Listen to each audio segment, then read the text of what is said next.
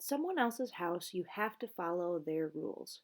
At a friend's house, everything is uncomplicated. No one drops toys in the fish tank, no one cares if the cellar door is open or closed, and no one shrieks unless there is a huge hairy spider crawling up her arm. And they only have regular family rules. No snacks right before supper, call if you're going to be late, homework first. But the best part of being at a friend's house is I can just be me and put the sister part of me down. Christy's room looks like a page from a catalog, the sort of shiny catalog I get in the mail and can only afford a toothbrush or a poster from.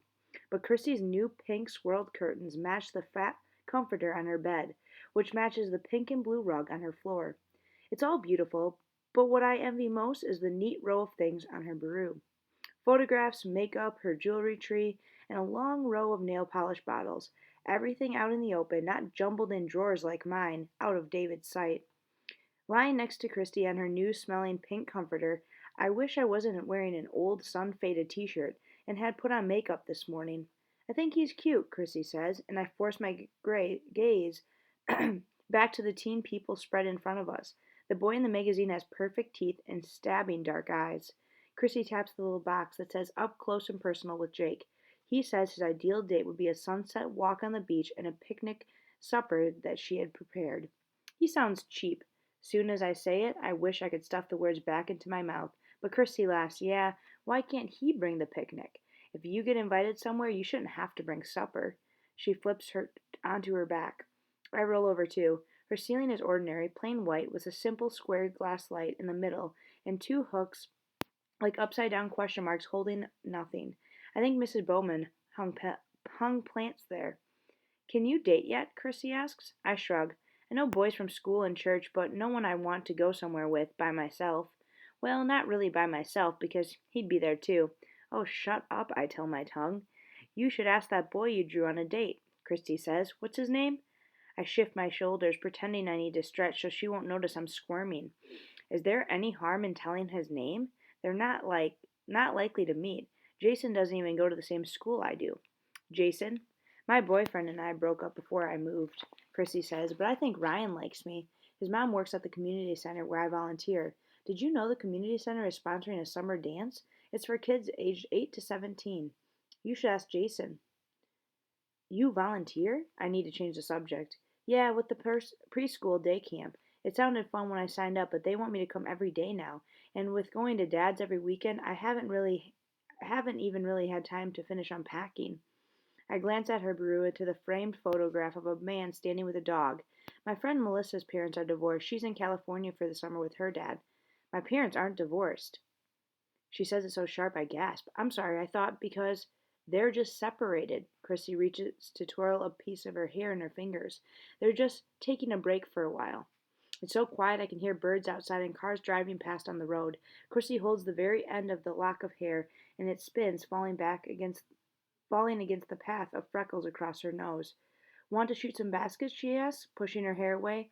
I don't know which box my basketballs are in, but it's in the garage somewhere. Sure. I can't help checking off a list of differences in each room we pass through.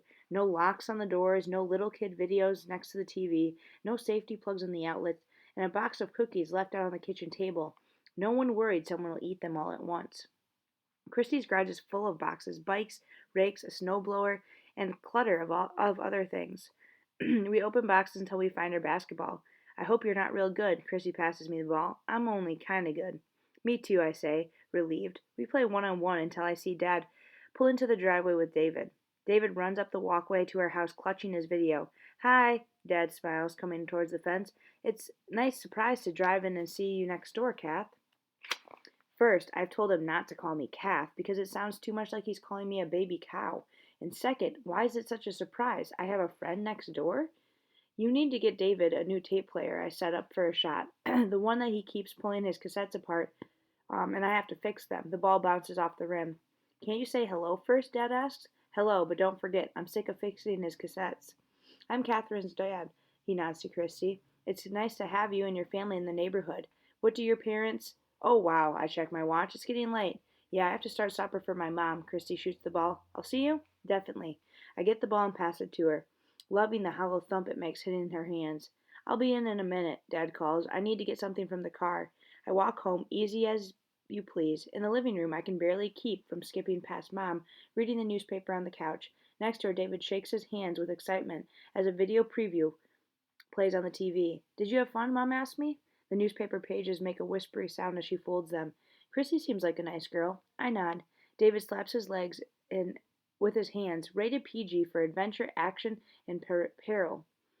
Jason missed you today, Mom says, and my happiness deflates like a balloon with the smallest tear. He said that? Well, actually, what he said was, tell Catherine all gone stinks a big one. Mom looks over the top with her glasses, giving the long, what have you been up to, young lady stare. Who's Jason? Dad asked from the doorway, a teasing smirk on his face. A boy at David's OT place. I watch Dad's eyebrows shoot upward, and I roll my eyes. He's just a boy. It's not like he's a boy or not like he's a boy or anything. Oh, I almost forgot. Jason sent you something, Mom said. It's in the bag in the kitchen table. PG-13, David shouts, parents strongly cautioned. I stroll ho-hum to the kitchen, but I'm curious. On the table, I find a paper bag and reach inside. My fingers touch something tickly cold. I pull out a big bunch of carrots, the feathery green tops attached.